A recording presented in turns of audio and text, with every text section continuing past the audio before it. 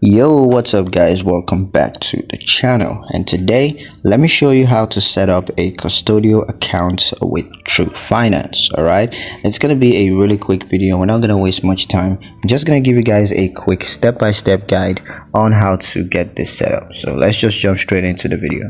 Now the first thing you're gonna need to do is go to the Twoguysfinance website, and once you're there, you're gonna click on custodial accounts.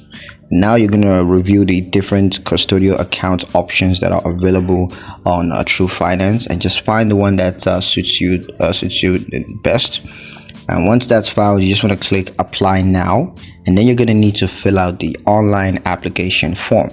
Now, together with that form, you're going to need to provide required documentations, the proof of identity, as well as the beneficiary information documentations.